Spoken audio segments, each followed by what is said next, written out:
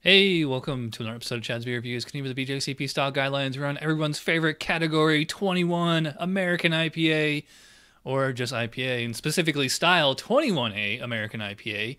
Overall impression, a decidedly hoppy and bitter, moderately strong American Pale Ale, showcasing modern American or New World hop varieties. The balance is hop forward with a clean fermentation profile, dryish finish, and clean supporting malt, allowing a creative range of hop character to shine through. Whatever. I decided to go old school here. I mean, obviously, you know, if you're watching the video what this is, but just in case you don't, it's Dogfish Head, a 60-minute IPA, one of the, most prolific of the East Coast style, a modern American craft beer interpretation of historical English style, brewed using American ingredients and attitude. I love that they put and attitude on there. The basis for many modern variations, including the stronger double IPAs as well as IPAs with various other ingredients. Those other IPAs should generally be entered in the specialty IPA style, which we're definitely going to get to over the next week or two. Oak is inappropriate in the style. If noticeably oaked, enter in the wood age category. I don't know why they mentioned that. Not too many oaked IPAs out there. History, not much there. I mean, just jump to the last paragraph or last sentence. This style is based on the modern craft beer examples. They're not really, concerned with the English and all that style. Characters, ingredients: pale ale or two-row brewer's malt as the base, American or New World hops, American or English yeast with a clean and slightly fruity profile. Generally all malt, but mashed at lower tempers for high attenuation if you don't know what that means. How to brew and homebrewer's friend. Get it, know it, love it. Let's see. Sugar additions to aid attenuation are acceptable. A lot of people don't know that. A lot of IPAs have a lot of sugar in them. Like they're brewed with sugar. There isn't a lot of residual sugar. Restrained use of crystal malts, if any, as high amounts can lead to a sweet finish in class with the hop character. Style comparison: stronger and more hopped, more highly hopped than American Pale Ale. Compared to an English IPA, has less of the English character. That's I don't know why they put that in there. From malt, hops, and yeast, less caramel, bread, and toast. More American New World hops than English, less yeast-derived esters. Why not just put that? Save yourself a sentence. Less body and often has a more hoppy balance and is slightly stronger than most examples. Less alcohol than a double IPA, but with a similar balance. I mean, it's classic American IPA. Like I'm getting like kind of a piney thing. I'm getting like the actual resin, not like pine needles, like kind of like a tree barky kind of thing. There is a citrusy quality there, almost like orange juice concentrate, not like the actual orange peel or the orange fruit, which kind of smells sweeter. This is like more of a concentrate. There's also like this. It's funny, like there's almost like this kind of coffee kind of character. As far as the actual malt, I mean, there's nothing really specialty about it. I mean, it's just two row. It's just this malt presence there. There's nothing. I'm not smelling this and smelling any kind of sweetness. Although there is kind of like a little bit of like a candy kind of smell to it, but that's from the hops. Clearly, I'm not getting any yeast esters or anything like that. So let's check the specs on aroma. A prominent to intense hop aroma featuring one or more characteristics of American or New World hops, such as citrus, floral, pine, resinous, spicy, tropical fruit, stone fruit, berry, melon, etc. Many versions are dry hop and can have an additional fresh hop aroma. This is desirable but not required. Grassiness should be minimal if present. Grass? Not really. I mean, just pretty damn hoppy, I'd say. A low to medium low, clean, grainy malt aroma may be found in the background. Yeah. Fruitiness from yeast may also be detected in some versions, though a neutral fermentation character is also acceptable. It's very rare that you get, yeast esters on IPAs just because the hops are so strong. A restrained alcohol note may be present, but the character should be minimal at best. I do not get any alcohol here. Any American or New World hop character is acceptable. New hop varieties continue to be released and should not constrain this style. To me, it's a very kind of classic smell. Like, it's not blowing my mind the way it smells, but I'm smelling it. I'm like, yeah, that is IPA. It is doing what the specs say they should do. It's not blowing my mind, but it's pretty nice. I'm gonna go 10 out of 12. Appearance, I mean, classic kind of honey amber, deep. I'd probably put that at a deep amber, especially when I hold up the sun. It's mostly clear, just a slight haze to it. It's probably like a 5 to 7 SRM. Yeah, 5 to 7. And the head actually did crest over the rim of the glass there. In fact, this glass was actually invented by Dogfish Head and Sierra Nevada about 5 years ago. I remember this first came out. I was like, that's ridiculous. A glass just for IPAs. I'm like, now I can't get enough of it. Yeah, so good looking beer. Let's see what the specs are in appearance. Color ranges from medium gold to light reddish amber. Should be clear, though unfiltered dry hop versions may be a bit hazy. Wait till we get to New England IPAs. Medium size, white to off-white head with good persistence. Absolutely true.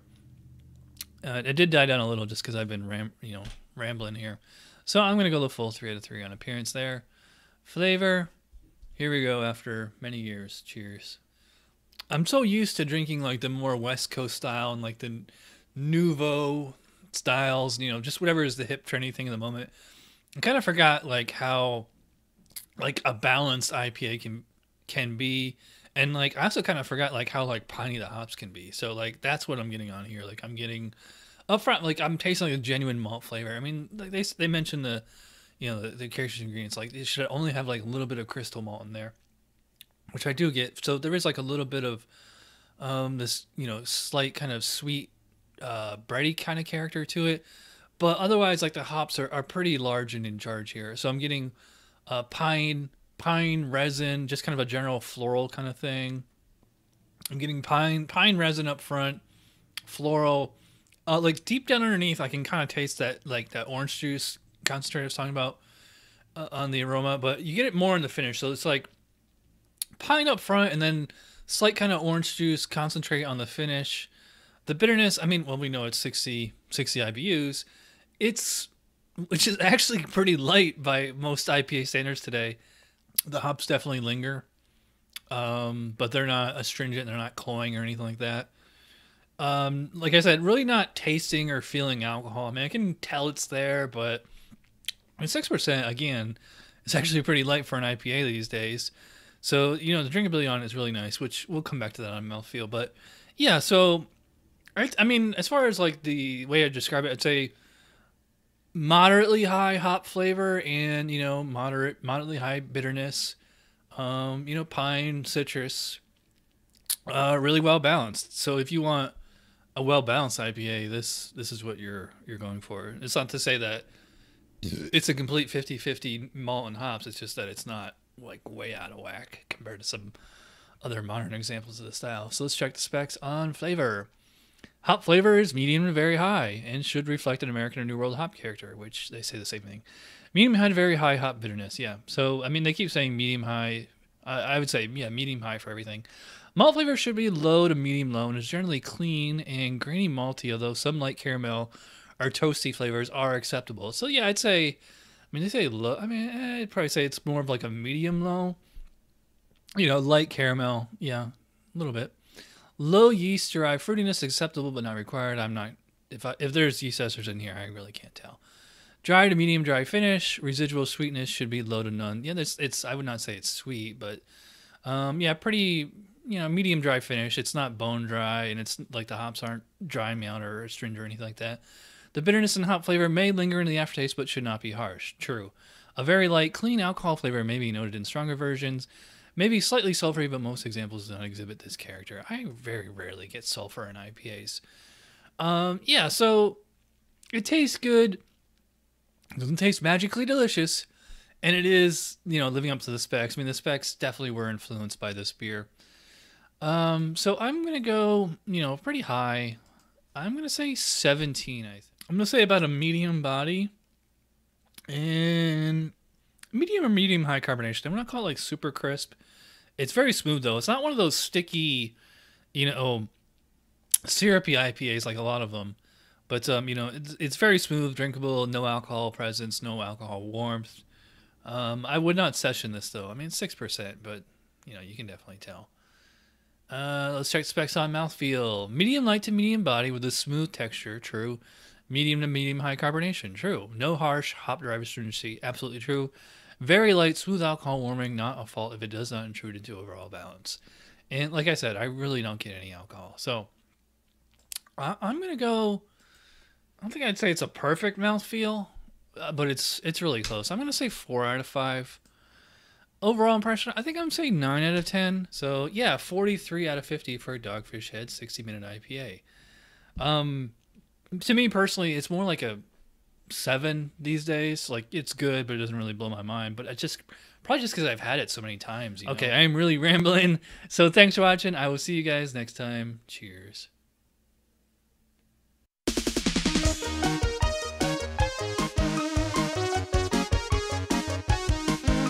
Somebody brewed it. Chad just reviewed it. Thanks for watching Chad's beer review. Trust me, the next episode will be a lot better.